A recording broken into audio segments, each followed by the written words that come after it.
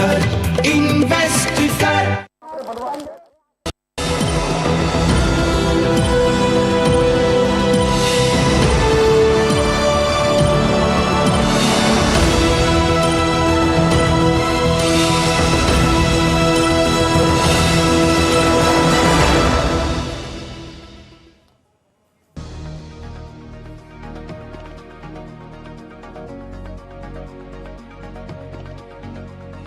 Welcome to the special broadcast of the parliamentary elections on DD India, the great Indian election.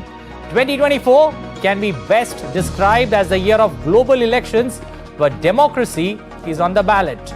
India's general elections, said to be the world's most expensive at more than $14 billion US. The same amount was spent during the US presidential and congressional races in 2020. This show will be your one-stop for all election-related news that matters as India decides.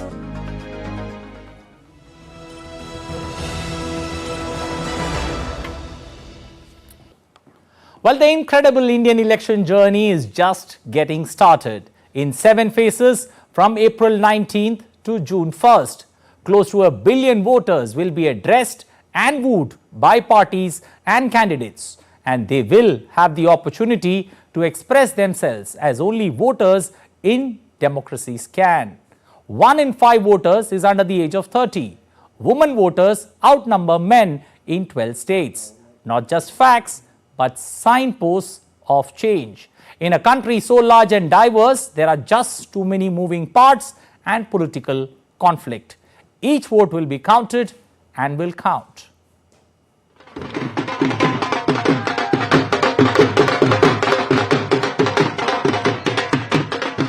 2024 is not just an election year.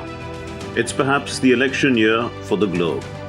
The Indian summer is going to make the political parties, candidates and supporters sweat to gain the people's attention as India decides in 2024. The carnival of the world's largest democracy is set to reach its peak in the next few weeks across all pockets of India as the country goes for the general elections. It's a carnival in every sense of the word, in terms of spectacle of colors, hurly-burly, noise and exuberance. The festival is observed by all Indian adults who are 18 years and above. The organizer of the major elections across the country is the Election Commission of India, or the ECI. The Election Commission is an autonomous body set up under the provisions of the Indian Constitution. It's responsible for administering the national and state election processes in India. So let us take a look at how grand is the 2024 general elections of India. Roughly 12.5% of the global population, 968 million eligible voters, 18 million first-time voters, 197.4 million young voters, 20 to 29 years of age, 497 million male and 471 million female voters, 218,000 centenarian voters, over 1 million polling stations, 15 million polling officials and security staff, 5.5 million electronic voting machines. The elections will span over a period of 3 months starting in April and ending in June, scattered over 7 phases for the 543 parliamentary constituencies. The election pits 2-term Prime Minister Narendra Modi and his regional allies against a scattered alliance of about 24 opposition parties. The Festival of Democracy has not just enthused political leaders, but also the common electorate, with the flavors of elections spilling over to the lives of the common Indians. The scale and grandeur of this election can be comprehended from the fact that the number of voters in the upcoming elections will be more than the populations of the US, European Union and Russia combined. The successful conduct and completion of the election is likely to become a textbook example for many younger democracies of the global south.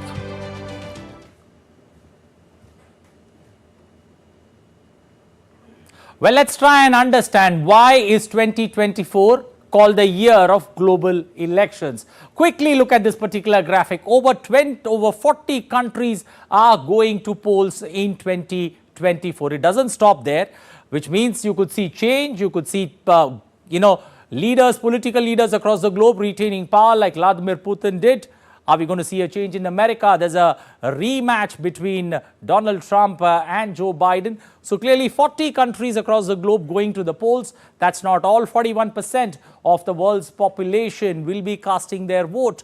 So clearly numbers looking good. Also, when one takes a look at the GDP or the world GDP that would be affected, the world GDP, almost 42% of the world GDP would be there or would be taking part in this particular elections. So elections across the year, it's not a one-off month that you would see 2024 elections, but elections across the year. Let's quickly take a look from January to December in 2024, how elections will be played. Starting first up with January, you've got elections in 4 countries, Finland in Europe, you've got Bangladesh, Bhutan and Taiwan going to the polls in the month of January. Moving to the next month, that's the month of Feb. We've seen Pakistan and Indonesia go to the vote in the month of Feb. In the month of March and April, in the month of March, you had Russia going to the vote, Vladimir Putin getting a 6th term, Iran going to the vote in the month of March. In the month of April, the big elections that we are all talking about, India going to the polls along with Korea, South Korea, that's going to the polls in the month of April. Indian elections start from April and they go on till June. In the month of May, you've got South Africa, the biggest country that matters in the African continent, South Africa going to the polls in the month of June. Followed by June, you've got the EU that goes to the polls along with Mexico that goes to the polls in the month of June. So big nations going to the polls in their respective months across the year, as we see Europe and Mexico facing that test or the ballot test in the month of June. Shifting focus to the next month that we're looking at, September, you've got Sri Lanka going to the polls, a polls that's been delayed. Let's hope that elections take place in the month of September for Sri Lanka. They are the island nations that's a neighbor to India. November, the big election, the big retest that we are talking about, Joe Biden taking on Donald Trump in United States of America. That's going to be the elections that the world is going to watch in the second half of 2024. Finally, the month of December, we're going to see United Kingdom post-Brexit. The Conservatives and the Labour Party will be out, all guns blazing in this battle for glory for United Kingdom. That's how if you see across the year, you will see elections taking place. Also, the most populous country holding national elections in the year 2024. You've got Algeria, South Korea, South Africa. You have some countries that we have missed in the charts, but countries that are significant. But look at this final number, 1,429 million. That's the total population that we are looking at. But purely in terms of numbers, 968 million will be casting their vote, and that's big, significant numbers. You can put almost 5 to 6 countries together. They don't add up to the strength that India would have or the Indian elections would hold in this year 2024. A quick look at Indian elections from a perspective. Dates, 19th April, that's the first phase that will be played, to the 1st of June, 7 phases that you would see, a duration of 44 days from the time it starts to the time that we see the counting. Result day as expected 4th of June, and for the first time the Election Commission has moved from the month of May to the month of June when it comes to election results getting announced in India. Let's quickly also go through the phases of elections that this particular great Indian election would see. 7 phases. It starts from April 19, 2 phases in the month of April, 4 in the month of May, 1 in the month of June, and the big counting day that we are all looking forward to, 4th of June, when the election results will be declared in India. So it starts in the month of April, it goes on till June. But if you look at the model code of conduct, it's almost 4 months of election process that you would see from the month of March to the month of June that you would see in India. Let's quickly also dissect on how this particular election pans out across 7 phases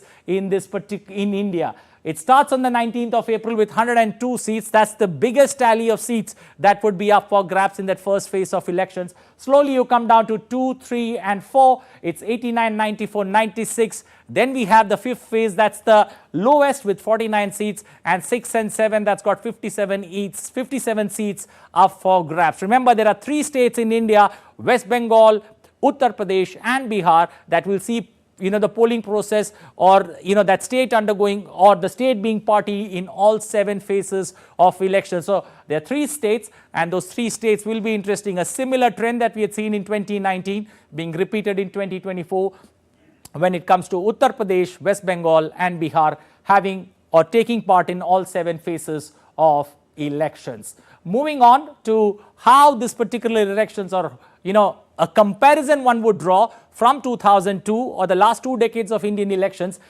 2004 phases just 4. We have now come down to 7 phases of Indian elections. The poll started on April 20th. It ended on May 10th. And now the poll starts on April 19th and ends on June 1st. Counting day from May 13th, way back in 2004, has now crossed over into the month of June. The hot summers that one would see, June 4th is the election result day for India. So a paradigm shift that you are slowly seeing.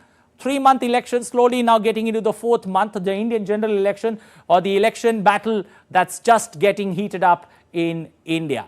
Now, how much would it cost and what would be the phases in which things would play out for India, especially when it comes to the cost, the expenditure that would be there. India's electoral bill, if one would put it roughly in terms of dollars, it would be close somewhere between 10 and 15 billion dollars that would cost. And where would this cost be incurred? It would be on electoral rolls, photo identity cards, charges for conducting elections, the political campaigning that the political parties would do, lots more. That would be a part and parcel of this particular election battle that the political parties will be getting ready to undergo, as the poll campaign picks up and as we get closer to that first phase of elections that takes place on the 19th of April. So clearly this is how things stand. But one quick look at how big is the Indian election. Many people ask this question. Just look at these numbers. You put all of them together, these 7 countries together on the chart that you put together. The total number don't have to add up to that Indian numbers that we're looking at, 968 million voters that India would see in this particular election. So a lot of registered voters there. The numbers growing almost by 6% from a election on election year that you would see from 2019 to 2024. There's been a quantum jump, but clearly these numbers tell you how big is the Indian election or how big is the Indian election battle that we are going to see in the next 44 days as it pans out. So clearly, questions that one would have on its mind, how is the 2024 election going to be? 2024 is a year of global elections. So how different is India's elections going to be? Is it going to be a repeat of the 2019 fight? What are the issues that could be up for discussion, that could be up for analysis and dissection? We are slipping into a short break. On the other side of the great Indian battle, we are going to get a panel of experts to dissect issues, matters that could be riveting, that could be interesting for the voters as they get ready for the great Indian election battle.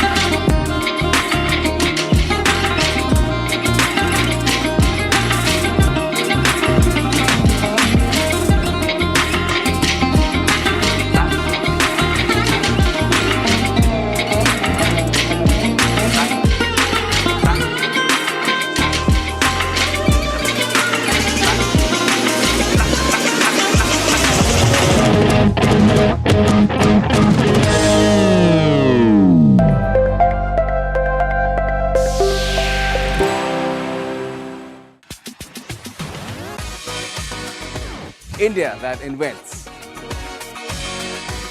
India that innovates. India that excites. India that invites. Land of possibility. Teeming with opportunities. Watch India Ideas. each Thursday, 8 p.m. only on DD India.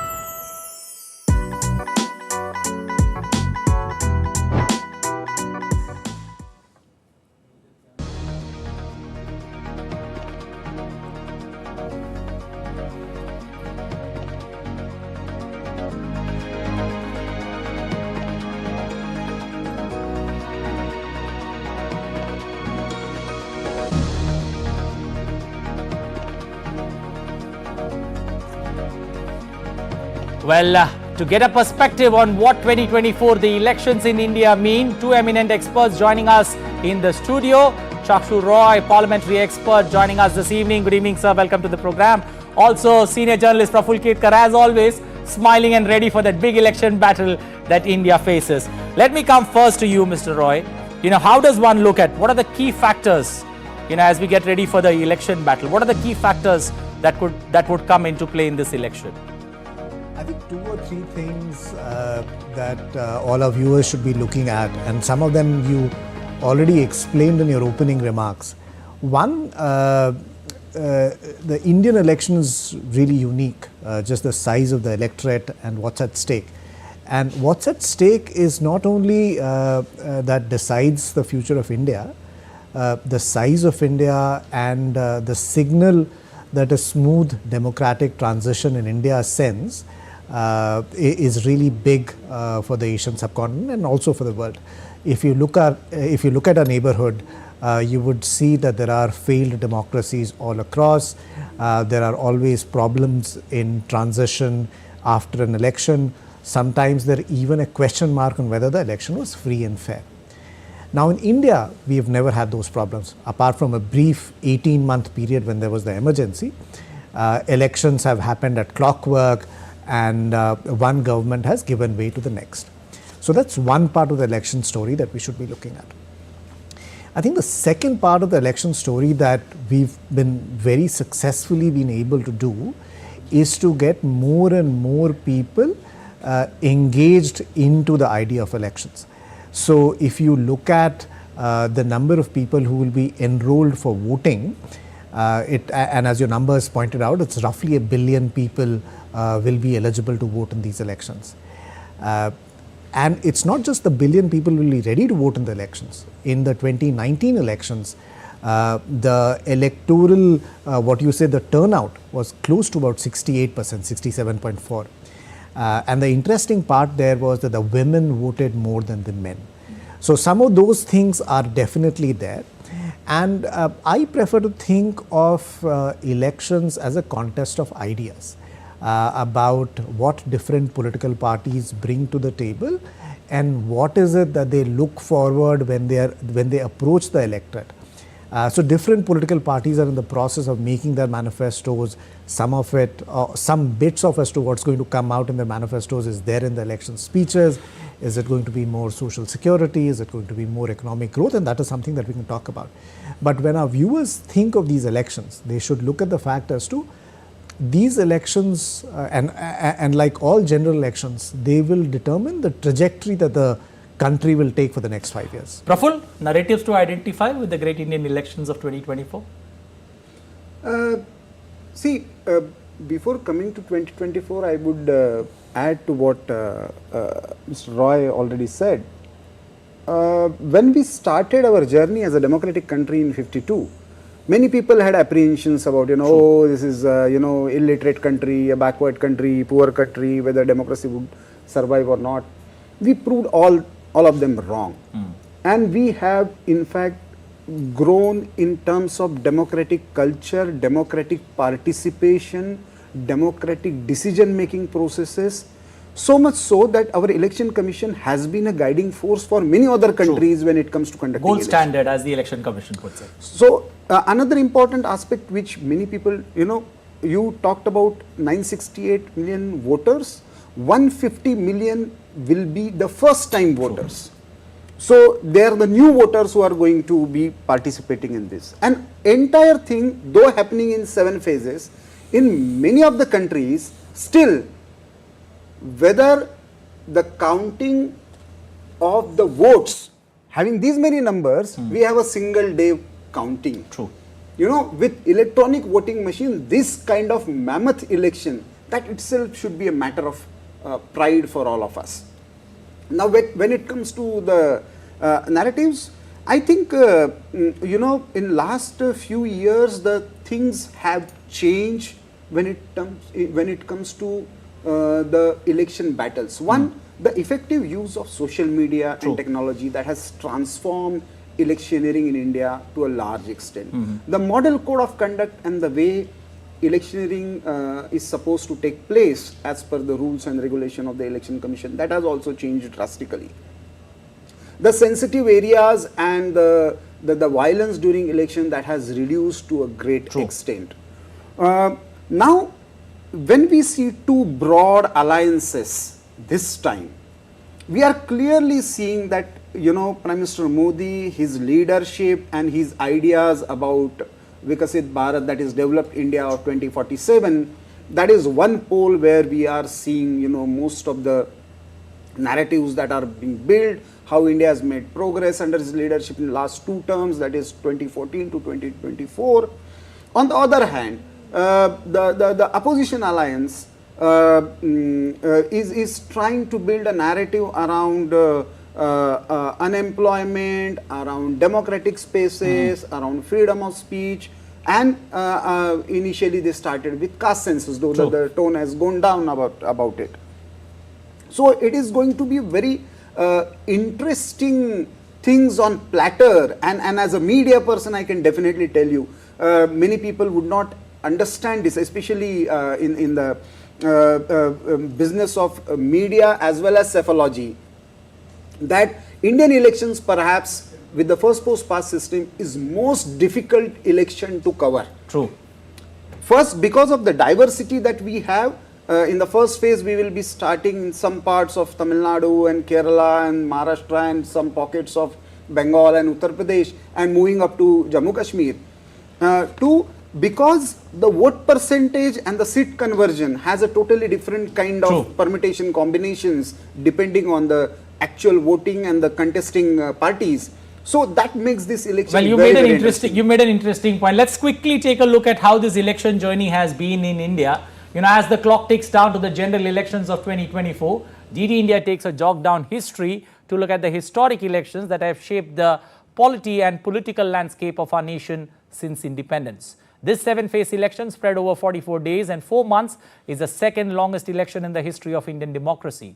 How has Indian elections evolved over the years from the use of physical ballots to electronic voting machines?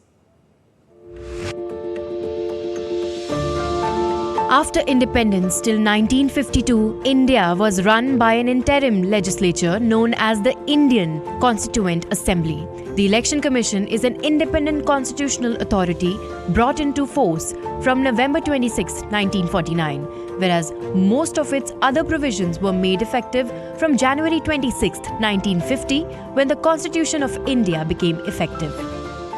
The first ever elections were held on the basis of universal adult franchise, which is associated with Article 326 of the Indian Constitution. It states that all citizens, regardless of their caste, education, religion, gender, color, race and economic conditions, are free to vote, and anyone over the age of 21 years old could cast their franchise. The voting age in India was reduced to 18 years by the 61st Constitutional Amendment in 1989.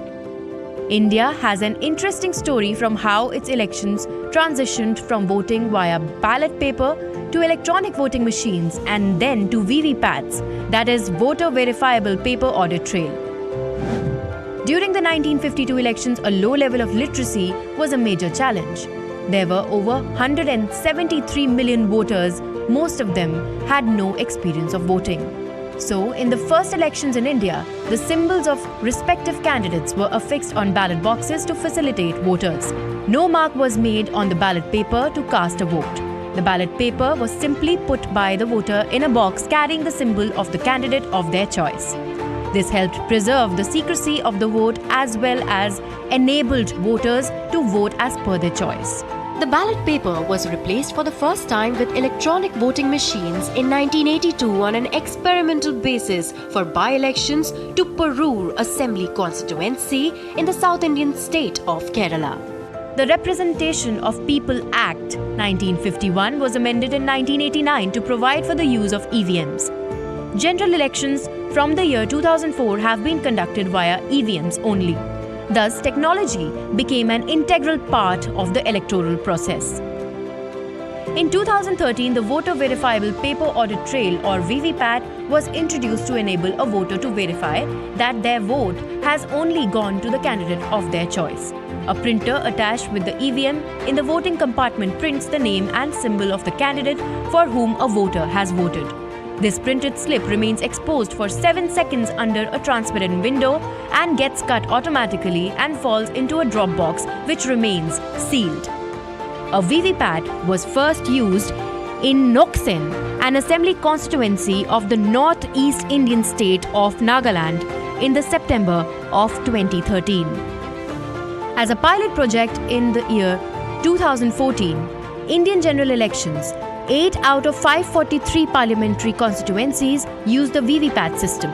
During 2019 general elections, VVPATs were deployed in all polling stations of the country.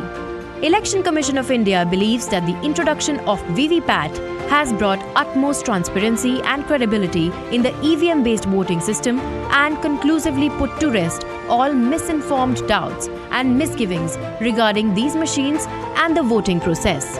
Antara Sinha for DD India. Well, how will regional forces battle it out, and also misinformation and the use of AI? Two questions quickly from both the gentlemen. Quick comment, especially when it comes to the regional parties and their fight for survival.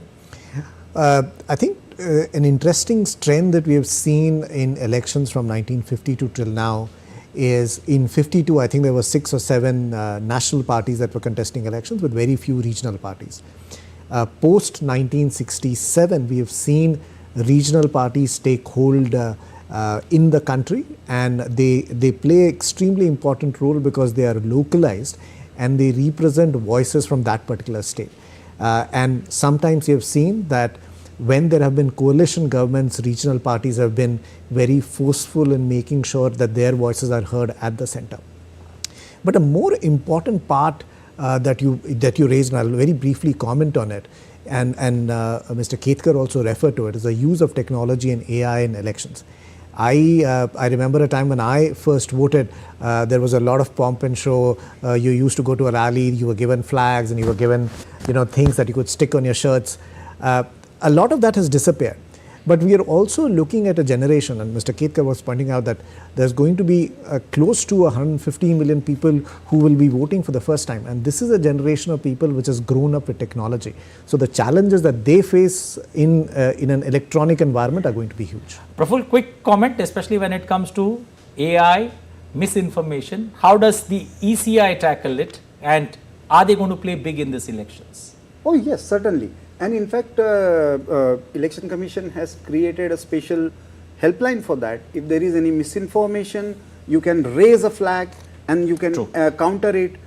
In fact, Information Broadcasting Ministry, and I know DD News also plays a critical role in defying any kind of misinformation that is being spread or false issues that are being raised. But the bigger challenge, I think, is because this election is very complex, and many times outside India people and this particular channel is watched outside India. So I want to make it very clear that there may be allegations, counter allegations when it comes to electioneering. When it comes to the outcome, generally political parties and voters very satisfyingly accept it and go ahead with whatever is the result. That is the unique feature of Indian democracy. Well, that's the big unique feature of Indian elections. Thank you both gentlemen for taking time out, being with our audience, explaining this particular big elections, the great election battle for our viewers there on how it could play out.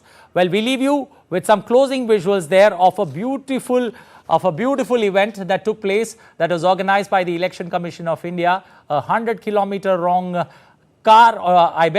cycle rally that was carried out. So beautiful visuals of that. We're going to leave you with that. But this particular Great Indian Election program has just got started. We're going to continue on all weekdays with special states coming under the focus. But this particular visual there to wind up our evening, a 100-kilometer long cycling rally being organized by the Election Commission of India to create awareness about the significance of voting in the 2024 general elections. Remember, voting is not an option but a duty. Good night, stay safe, bye-bye.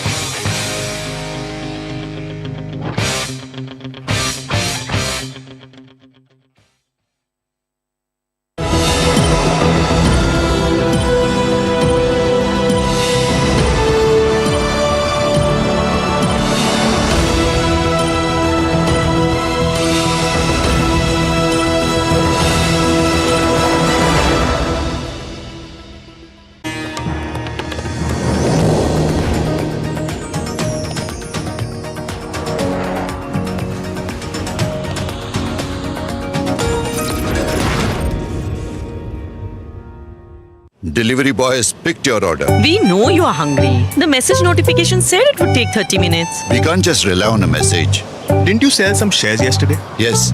So did you check them? I got a message. You can't just rely on one message. If you make any transactions in the stock market, cross-check the SMS or email you receive from the stock exchange with your Demat account as well as bank statement. Beta, when one's hungry, the brain doesn't function properly. सोच कर समझ कर invest कर We just don't bring you the news as it unfolds. We get to the heart of the matter. We don't just present facts. We demystify complex social, political and economic events. We break stories that shape the world's present and future because you deserve the truth. I am Tanvi Taneja from New Delhi. I'm Ollie Barrett from London. I'm Nick Harper from Washington, D.C. Join us on DD India Global Monday to Friday. Do you know there's an investor protection fund for investors, IPF, but if your trade isn't executed on the exchange or if it's some guaranteed return scheme, then even IPF will not be able to help you. And what if your broker becomes a defaulter then? In that case, IPF can provide you with compensation. Where did you learn this? NSE's website. सोच कर समझ कर invest कर Hello and welcome, live from New Delhi. You're watching DD India News Hour, India's voice to the world. I'm Gautam Roy, and coming up in the next hour, Prime Minister Narendra Modi says the Reserve Bank of India has played a pivotal role in transforming the nation's economy as it turns 90. Lays stress on focusing on growth for the next 10 years. India's GST revenue for March sees the second highest collection ever at $21.45 billion, recording an 11.5% growth year on year. Turkey sees historic opposition win in local elections. President Recep Tayyip Erdogan calls it a turning point. Istanbul Mayor Ekrem İmamoğlu solidifies his position as Erdogan's main rival.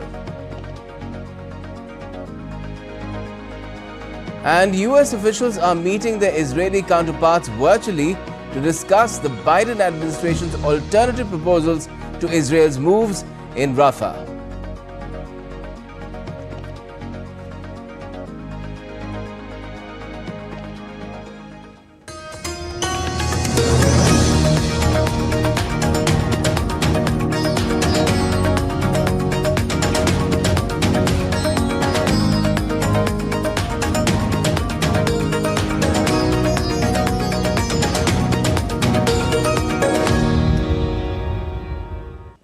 First up, let's get you the latest on the world's largest democratic election in India.